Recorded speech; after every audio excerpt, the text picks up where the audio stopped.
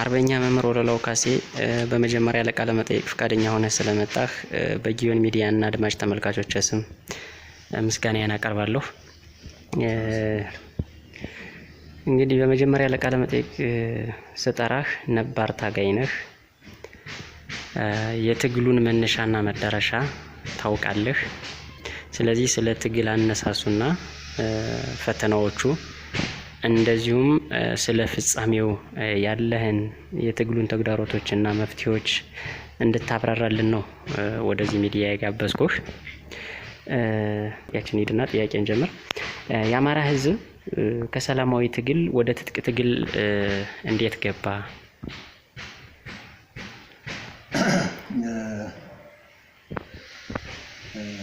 በመጀመሪያ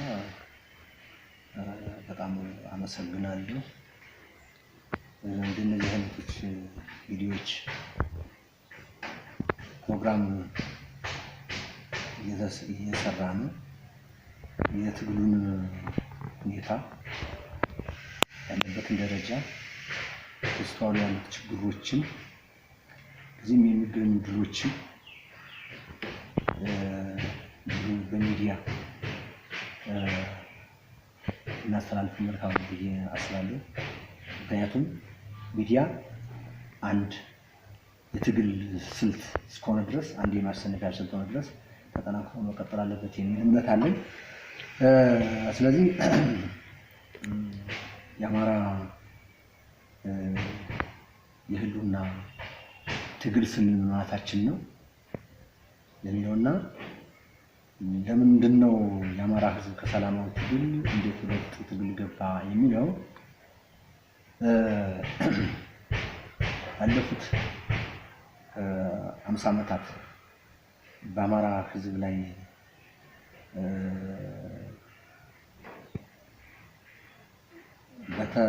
በተዘመረው የተሳሳተ ትርክት ወይም የሐሰት ትርክት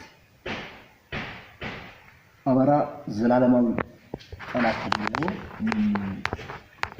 ሊፈረጅ ተደርጓል። ይህ ደግሞ እንግዲህ ይሄ የአማራ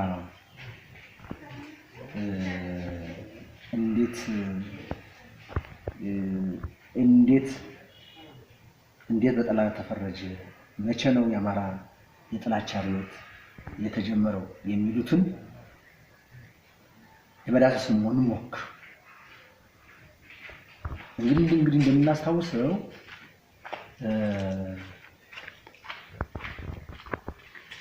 የአውሮፓ የቅኝ ግዛት መስፋፋትን ተከትሎ ከ1884 እስከ 1885 ዓመተ ምህረት በበርሊን ኮንፈረንስ ባካሄዱት እንዴት አድርገን አፍሪካን እንቀራመት በሚለው ፕሪንሲፕል ወይ መርሃቸው ወደ አፍሪካ ሲገቡ እነዚህ አውሮፓውያን ወይም እነዚህ ቀይ ገዥ ሀገሮች የምዕራብ አውሮፓ ሀገሮች በተለምዶ ምዕራባውያን ተብለው የሚጠሩት እንዳጋጣሚ ይሄ ምስራቅ አፍሪካ የሚባለው ቀጠና ለዚህ ለጂኦፖለቲካዊ ሴንተር ነው፣ ኢንተረስት ሁሉም ሀገሮች ይመኙታል። በተለይ ምዕራባውያን እንደዚሁም የሩቅ ምስራቆችም ሀገሮች ይመኙታል። ይሄ የኤደን ባህረ ሰላጤ ዙሪያ አካባቢ በተለይ በተለምዶ የአፍሪካ ቀንድ አካባቢ የሚባለው ወይም ሆርን ኦፍ አፍሪካ የምንለው ማለት ነው። እና ይህን አካባቢ ለመያዝ ሁሉም የአውሮፓ ሀገሮች እዚህ አካባቢ ላይ እንትን ነበር ማለት ነው። ሽሚያ ነበራቸው ይህን ቀጠና ለመቆጣጠር። ይህንን ቀጠና ተቆጣጠር ነው ማለት ሙሉ በሙሉ ዓለምን ተቆጣጠር ነው ማለት ነበር ሳቢያቸው። በዚህ ሳቢያቸው መሰረት አፍሪካን ሲቀራመቱ ያጋጣሚ ሲከፋፈሉ ይሄ የምስራቅ አፍሪካ ኢትዮጵያና ኤርትራን አካባቢ ጨምሮ ለጣሊያን የደረሳት እና ጣሊያን ዳግማዊ ምኒልክ ዘመነ መንግስት እንደምናስታውሰው ወረራ ፈጸሙ። በኃይል ግዛት ኢትዮጵያ ለመውረር መጡ። አይቀጡ ቅጣት ተቀጣ። ጣሊያ በጀግኖች አባቶቻችን አኩሪ ጀብድ በጀግኖች ቅድመ አያቶቻችን የአያቶቻችን አኩሪ ጀብድ በመፈጸም የአውሮፓን የቅኝ ግዛት በተለይ አድዋ ድል ጣሊያ ተሸነፈች አድዋ ላይ የዚያ ጣሊያ አድዋ ላይ መሸነፍ ለጣሊያ ብቻ አልነበረም ሌሎችንም የአውሮፓ የቅኝ ገዢ ተስፋፊነታቸው አስደንጋጭ እንተፈጽሙባቸው ድንብርብራቸው የወጣ እንዴት የነጭ ኃይል በጥቁር ኃይል ይሸነፋል የሚል ለካ ጥቁሩ ነጭን ያሸንፋል የሚል ለአፍሪካን ብቻ አይደለም በዓለም ላይ የሚኖሩ ለጥቁር ህዝቦች ተምሳሌ ተብሏቸው ይሄ ልክ ያሸናፊነት ስንቦል ከዚህም ጊዜ ጀምሮ ነው እንግዲህ ማን ነው እንድንሸነፍ ያደረገ የሚለው ጥናት ተሰራ አማራ የሚባለው ነገድ ብሔር ስሙ ተረጋገጠ ኦርቶዶክስ ሃይማኖት እሷም ሆና ተረጋገጠች ከዚህ ጊዜ ጀምሮ ነው እንግዲህ ይሄንን አማራ የሚባል ነገድ መጥፋት አለበት ነው ጣሊያ ብቻም አይደለችም ሁሉም የአውሮፓ ሀገሮች የአማራ ጥላቻ ሪዮት የተጠነሰሰው ከአድዋ ድል በኋላ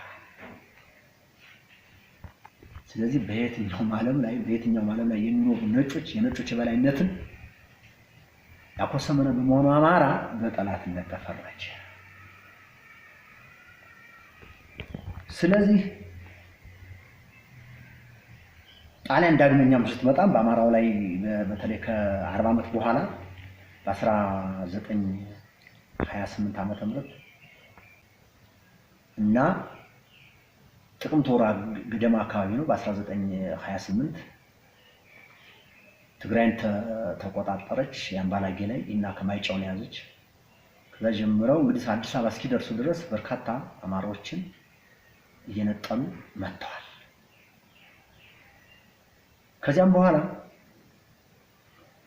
5 ዓመት ጣሊያ ሀገራችን ደፍራ ስትኖር በሰላም አልኖረችም እረፍት የነሳት አማራ በተለይ የጎጃም አርበኞች እስካሁን ድረስ ታሪክ ያልተነገረላቸው ጀግኖች ሌሎች አካባቢም አሉ ወሎም አሉ ወደ ሸዋም አሉ ለራስ አበበ አረጋይን የመሳሰሉ ጎንደር ብትሄድም ለራስ አሞራ ውብነህ የመሳሰሉ ጀግኖች እረፍት ነስተዋል በዚህ አጋጣሚ ሁሉም በቀይ ግዛት የተያዙ አፍሪካ ሀገሮች በቀይ ግዛት የያዟቸውን ሀገሮች ቋንቋ ተላምደው በቋንቋቸው እየተጠቀሙ ይገኛሉ ኢትዮጵያ ደግሞ እንግዲህ ጣሊያን 5 ዓመት ኢትዮጵያ ምድር ላይ ሲቆይ የጣሊያንን ማንድምንም ቋንቋ አልተጠቀመችምና አብዛኛውን በቀይ ግዛት ኢትዮጵያ አልተያዘችም የሚለው እረፍት አግኝቶ ስለማያውቁ ነው ሁሌም ጦርነት ላይ ስላሉ ነው ማለት ነው እሺ መልካም ቀጥል እሺ እና ይሄ ነው በተለይ ጎጃም ላይ ስትመጣ በጣም ትልልቅ አርበኞች ገድል የሰሩ ጀግኖች ታዋቂዎች አሁን የምናውቀው በስም ይመጣ ጎጃም ሲባል ማን ይመጣል በላይ ዘለቀ ማለት አርበኛ በላይ ዘለቀ ነው ነገር ግን ስማቸው አልተነሷል እንደው በዚህ ትግል እንደው ደስ የሚል ነገር መልኬ ደስ የሚል ነገር መሰለ በተለይ ያለፈው 34 ዓመት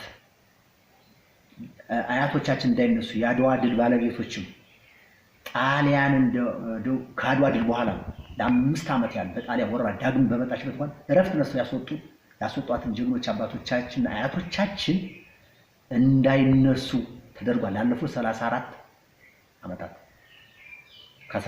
በተለይ አማራ ጠል ኃይሉ ስልጣን ከጠቆር ጀምሮ ለዚህ እንዲጠፋ አድርጓል እንዲያውም ነፍጠኛ እየተባሉ የተለየ ስም እየተሰጣቸው ትምከተኛ እየተባሉ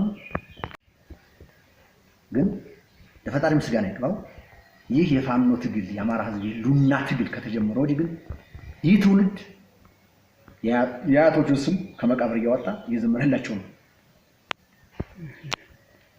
እና ምን ፈልጌ ነው በላይ ዘለቀ ብቻ ነው የሚታወቅ የነበረው። ነገር ግን 4 ስመጥር አርበኞች አሉ። ልክ አሁን ሸዋ ስተድ አበበ አረጋይ እሱ ታዋቂ ነው። ጎጃም ስትወጣ ግን በላይ ዘለቀ፣ ደጃዝማች በላይ ዘለቀ፣ ራስ ኃይሉ በለው ይህንም ሞጣን አካባቢ ይኖሩ የነበሩ መንገሻ ጀንበሬ አሁን ደግሞ በዚህ በአማራ ፋኖ በጎጃም 3ኛ ክፍለ ጦር ስማቸው ተከፍቶላቸዋል። ራስ ቢትወደድ መንገሻ ጀንበሬ፣ ራስ ቢትወደድ አያሌው መኮንን እነዚህ መጠራል። እንግዲህ 5 ዓመት ጣሊያ ወረዱ ጊዜ ረፍት ነስተው ያስወጣል።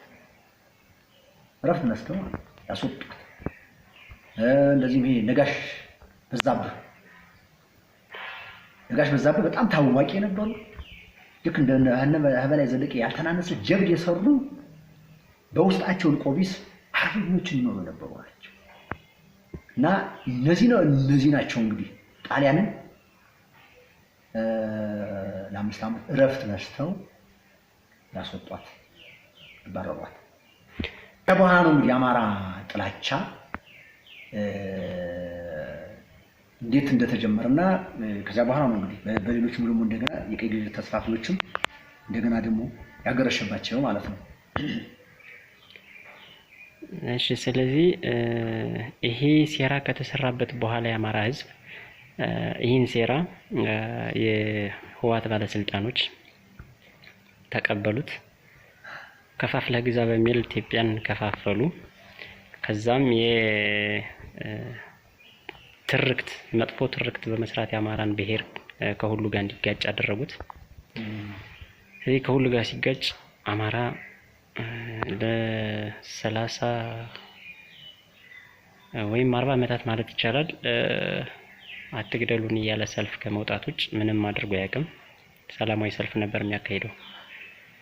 አሁን ላይ ወደ ትጥቅ ትግል ገባ። ስለዚህ ሰላማዊ ትግሉ ላይ መልስ አላገኘም ነበር ወይ? እንዴት ወደ ትጥቅ ትግል ገባ? በጣም ጥሩ። ወደዚህ ሊመጣልህ ነው እንዴት እንደሆነና ወደዚህ ወደ አነሳው ጥያቄ ሊመጣልህ ነው። እንግዲህ የጣሊያ ከ5 ዓመት ወረራ በኋላ ያው ቅድም ብለሃል ቋንቋን ባህሏን እንዲሰርጽ ያላደረገችበት ምክንያት በወረራ ምክንያት ስለነበረና እረፍት ስላጣች ነበር። ለኪን ይህንን ጥለው እንደወጡ ጣሊያን ወዲያውኑ እዚህም እንደገባችም በ5 ዓመቱ ወረራ ሰዓትም አማራና ኦርቶዶክስን የማጥፋት ስትራቴጂ ስልት ይነድፉ ነበረ። ከዚያም ከወጡ በኋላ ሌሎቹ ለምሳሌ አሁን ይሄ ከጣሊያን ከወጣች ወረራ በኋላ ጀርመኖች በሃይማኖት ምንድነው ይሄ በሚሽነሪ ምክንያት ገቡ። በተለይ አንድ ትሪስ ጀርመን ይባል አንድ ጀርመን ነበር። እሱ ሚስዮኖች ለነሱ በእነሱ አማካኝነት የገባ አደገኛ ትምህርት ተሰጥቷቸዋል። በተለይ ወለጋ አካባቢ ነው ይሄ ምዕራብ ኢትዮጵያ አካባቢ ላይ ምንም ቢባል ነበር የተጻፈ የተሰጣቸው ጽሁፍ ይሄ ሳይኮሎጂካሊ ዋር የሚባለው ደግሞ ይሄ የስነ ልቦና ጦርነት ነው የከፈቱባቸው። በተለይ በወለጋ አካባቢ ነው በኦሮሞ ነገር ተወላጆች ላይ ማለት ነው። እናንተ ተበድላችኋል፣ የሌላ ብሔር ሃይማኖት ነው ተቀባይ ሆናችሁ እንዲሆናችኋል አይነት ነገር በኦርቶዶክስና በአማራ ላይ ጥላቻ እንዲያሳድሩ አድርጓቸው መጀመሪያ ብሬኖች ነው የተደረጉት። እንግዲህ 1974 72 የሚለው በፈረንጆች ነው፣ በእኛ 60 ምናምን አካባቢ ነው፣ 16ቶች አካባቢ ነው። እና ይሄ ነው እንግዲህ ከዚህ ጋር ከመጣ በኋላም እንዲህ እንዳለ የተማሪዎች እንቅስቃሴ ተነሳ። የተማሪዎች እንቅስቃሴ በተለይ ስቱደንትስ ሙቭመንት የምንለው ይሄ በቀዳማዊ ኃይለ ሥላሴ ዘመነ መንግስት የተማሪዎች እንቅስቃሴ ሲነሳ የሌኒንና የስታሊን ወይም የማርክስ ርዕዮት ያንን እንደወረደ ነው የተቀበሉት። አንደኛ ከዚህ ከኢትዮጵያ ወደ ውጭ የሚሄዱትን ተማሪዎች የሀገራቸውን ባህል እንዲማሩ አልተደረገም። እዚህ ሀገር የሀገራቸውን ባህል እንዲማሩ አልተደረገም። እንደዚሁም ደግሞ በጣሊያን ወረራ ወቅት የመጡት ጣሊያኖችን እዚሁ የተማረኩትን ምንድን ነበር ያደረጓቸው? እንዲያስተምሩ የተደረጉት እዚሁ ኢትዮጵያ ልክ እንደ ኢትዮጵያን ለማዘመን ስላሰው ቀዳማዊ ኃይለ ሥላሴ እሳቸው ያው ኢትዮጵያን እንዲዘምን ስለፈለጉ ከበጎነት እሳቸው ከበጎነት ነው ያለው። ነገሩ በጣም መጥፎ ነበሩ። አስብ፣ አንድ የጣሊያ ወራሪ መጥቶ እዚሁ ሀገር ላይ ቀርቶ እንዴት አድርጎ ለተማሪዎቹ ስለ ኢትዮጵያ በጎነት የሚያስተምር ክፍፍል ነበር የሚያስተምር የነበረው፣ አንድነትን ነበር የሚያስተምር የነበረው። በዚህ ጊዜ ተማሪዎች ሳይወዱ ሳያውቁ እንደወረደ ተቀበሉት። ልክ የሌኒንና የማርክስን አይዲዮሎጂ ወይም እሳቤ ማንበብ የእውቀት መለኪያቸው ነበር። ለምሳሌ በዚህ ስለዚህ የተማሪዎች እንቅስቃሴ መሬት ላራሹ ነበር፣ የተለያየ ነገር ተንትናለ። እንዲያው ከዚህ ጋር ተያይዞ በተለይ ዋለልይ መኮንን የሚባለው ዋለልይ መኮንን የወሎ አማራ ነው። ያው አያቱ ወይ ትግሬ ኤርትራ ነው። ዋለልይ መኮንን ሀዱሽ ነው የሚባለው። ይህ ሰው ደፋር ነው፣ አንባቢ ነው፣ ፖለቲካ ሳይንስ ተማሪ ነበር እና ኤርትራዎች ናቸው ተጠቀሙት። የኤርትራ ብሔርተኞች ውጭም የተቀመጡ ነበሩ፣ አዲስ አበባ የተቀመጡ ነበሩ እና ኤርትራ ሀገር መሆን የምትችል መቻል አለባት ብለው ስለሚያስቡ ኤርትራ ደግሞ ሀገር መሆን የምትችለው መሀል ሀገር ላይ ሲበጠበጥ ነው የሚል እሳቤ ነበራቸው። ስለዚህ ምን ማድረግ ነበረባቸው? እዚያ ላይ የእነሱ ሚሽን የሚያሳካላቸውን የሚከተላቸው ሰው ይፈልጉ ነበር። ስለዚህ ማናገኙት ዋለልይ መኮንን በማን አጠመዱት? ማርታ መብራቱ የምትባል የሜዲካል ሳይንስ ተማሪ ነበረች፣ ኤርትራዊት።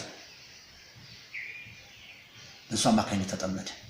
የዋለልይ መኮንን በማርታ መብራቱ ፍቅር ነው ሁሉ ሳያስበው የጀብሃ ፈረስ ሆነ። ጀብሃ ምን ነው እንግዲህ? ጀብሃ ማለት ኤርትራን ነፃ አወጣለሁ ብሎ ግብፅና የአረቦች ድርጅት ነበር፣ የነሱ ነበር የሚፈጽም የነበረው እና በአደባባይ ዋለልይ መኮንን ጽፎ የሚሰጡትን አማራ ጨቋኝ ነው አለ። ኢትዮጵያ የብሔር ብሔረሰቦች እስር ቤት ናት፣ የአማራ ጭንብል ናት፣ አልፎ አልፎም ሲበዛም የትግሬም ናት አይነት ነገር ትናል እና ይሄ ዋለልይ መኮንን በወቅቱ እውቀት ነበረው ወይ የኢትዮጵያን ባህልና ታሪክ ያውቁ ነበር የምትለው ብንመረምር በዚያን ጊዜ እንዳሁን ቴክኖሎጂ የዳበረ አልነበረም፣ ምንም አልነበረ። ብቻ ነስፈው የሚሰጡትን የሚያነብ ደፋር ነበር እና እንግዲህ ከዚህን ጊዜ በኋላ ነው እንግዲህ የአማራ ጥላቻ እየገነነ መጣና በኋላም አብዮቱ ፈነዳ 1966 ዓመተ ምህረት ላይ የተማሪዎች እንቅስቃሴ የነበረው ወታደራዊ ደርግ መንግስት ጠለፈውና እሱ ስልጣን ተቆጣጠረው።